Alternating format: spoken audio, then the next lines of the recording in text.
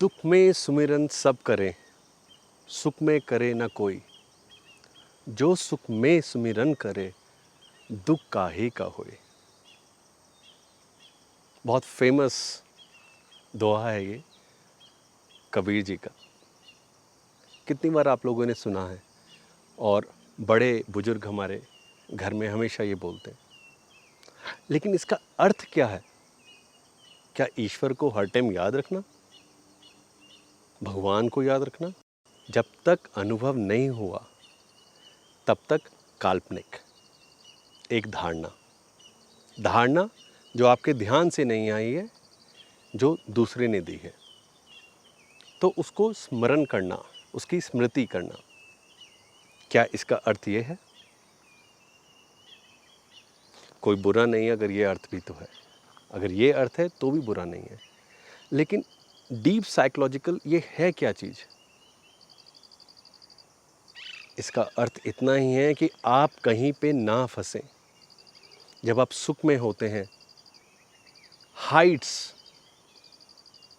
खुशियाँ होती हैं, आप उस खुशी में बहुत ऊपर उड़ते हैं। लेकिन जैसे ही कोई दुख आता है, डिप्रेशन आता है, वैसे ही गिरते हैं खाई में, जो अल्टीमेटली हो सकता है बॉटम हिट करे, जिसे हम सुसाइड कहते हैं, जहाँ पर इंसान अपनी जान ही ले ले। तो इसका अर्थ क्या है जिससे कि आप एक बैलेंस ज़िंदगी जिए? जब भी आप कोई अटैच करते हैं कोई भी थॉट को, जैसे ईश्वर का हो गया, कोई भी खुशी हुई आपने उसको याद रखा, तो आप खुशी को एंजॉय करते हैं, लेकिन उस याद की वजह से आप पूरा उसमें नहीं उड़ते हैं, नहीं बहकते हैं। और इसी तरह जब आप दुख आता है, वो स्मृति जो आपने स्मरण के लिए एक पॉइंट छोड़ा हुआ है, वो साथ रहता है और इसी तरह आप पूरा नहीं गिरते हैं। और जब तक आप पूरा नहीं गिरते हैं तो दुख आ ही नहीं सकता।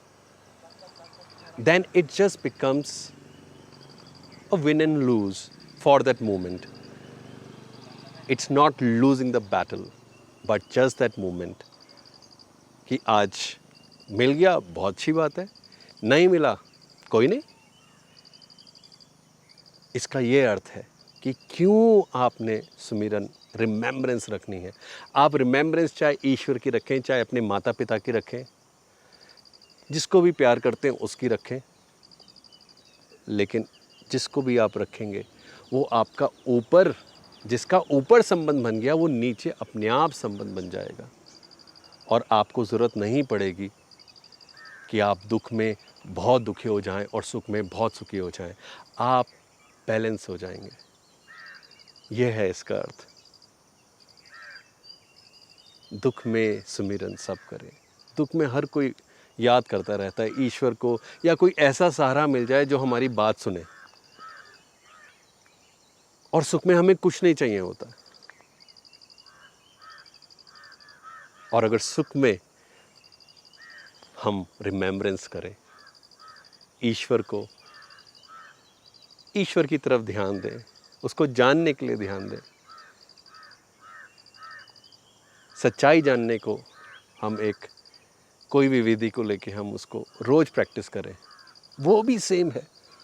आप जब अपनी हाइट्स पे हैं, खुशी की हाइट्स पे, don't forget to meditate with your simple technique of मंथन। Choose any technique. मंथन तो सिर्फ द्वैत को बैलेंस करने का तरीका है। आप नहीं बैलेंस करेंगे, आपने तो सिर्फ ज़िंदगी अपने आप प्रस्तुत करती हैं चीज़ें,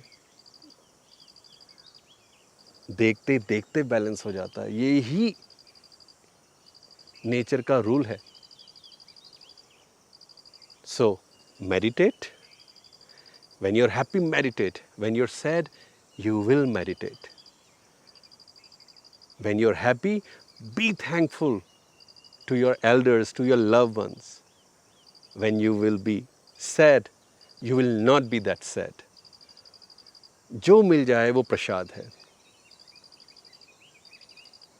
Know that you are very lucky. You have got a chance to know yourself. That is the reason why you are here in this duality. And in the duality you have to do something. कुछ भी करेंगे वो ही विधि है। कुछ भी करेंगे, साक्षी बनेंगे वो विधि है, नाचेंगे वो विधि है, थॉट के साथ मंथन करेंगे वो विधि है, खाएंगे वो विधि है, सूंघेंगे वो विधि है। बस यम सेल्फ ऑब्जर्वेशन, कितनी भी खुशियाँ आए, self observation and the discipline to add on something. चाहे आप पूजा पाठ करते हैं, कोई भी रिचुअल करते हैं, that is also perfectly fine. Remember everything is a step going closer to meet yourself, and know that this playground is for playing and knowing yourself. बीच में ख़त्म करने की ज़रूरत नहीं है। जब जाना होगा तब जाना है। उससे पहले जितना इसे खेल सकें, अपने को जान सकें, ये विधि उसमें जोड़नी है। और नहीं तो इसको भी हमेशा याद रख सकते हैं, दुख में सुमिरन सब करे, सुख में करे न कोई। जो सुख में सुमिरन करे, उसे दुख काहे का होए, उसे दुख कभी नहीं होगा। बहुत बहुत धन्यवाद।